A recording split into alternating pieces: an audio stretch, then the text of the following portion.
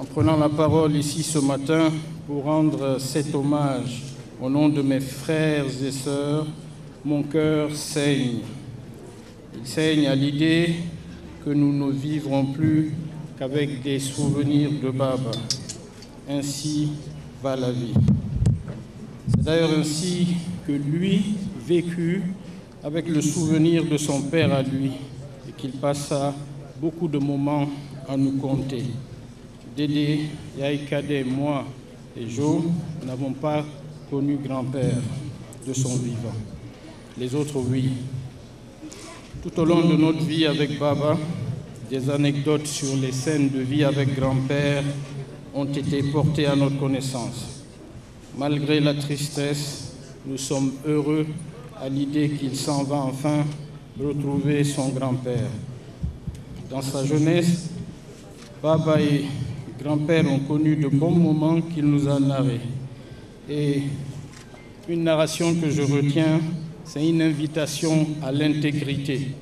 Il nous apprenait que son grand-père à lui disait souvent à son papa, au moment de lui dire au revoir, ceci: Bailo, bailo, bailo, labal, labal, labal.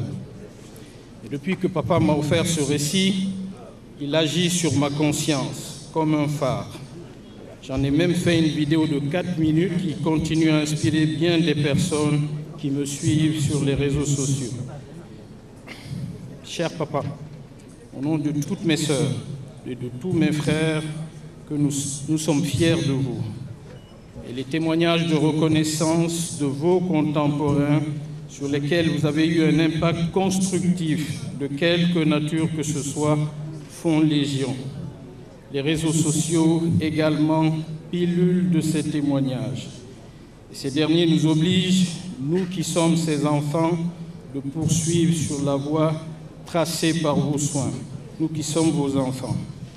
Ils nous obligent pour le reste de nos jours à faire violence sur nous-mêmes pour incarner les valeurs humaines de rigueur, d'autonomie, mais aussi de générosité, d'altruisme, de bonne foi. Bref, faire preuve d'un leadership social utile au sein de notre communauté. L'an dernier décédait une de ses jeunes sœurs, Tanti Asso.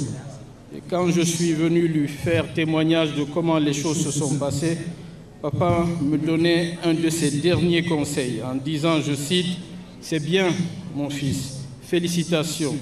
Tu n'as fait que ton devoir. Tu appartiens à cette grande famille. C'est ainsi que l'on doit se comporter en digne fils d'une grande famille. » Récemment, lorsque je suis venu lui faire un présent, je m'attendais à ce qu'il fasse beaucoup de bénédictions pour moi.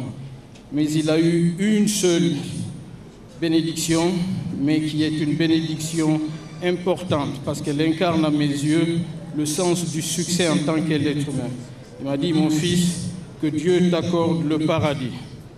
Alors, mon cher Baba, je formule le vœu ardent que le Tout-Puissant décide, au nom de tout le bien que vous avez fait dans votre vie, au service de l'humain et de la religion musulmane, de vous accorder son pardon suprême, vous ouvrant ainsi la porte de son paradis Firdaus.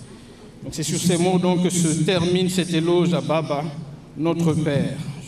Je tiens à exprimer ma gratitude à mes sœurs et frères ici présents de m'avoir confié cette lourde tâche. Merci donc à toutes celles et ceux qui ont fait preuve à notre égard de compassion en cette douloureuse épreuve. Merci beaucoup.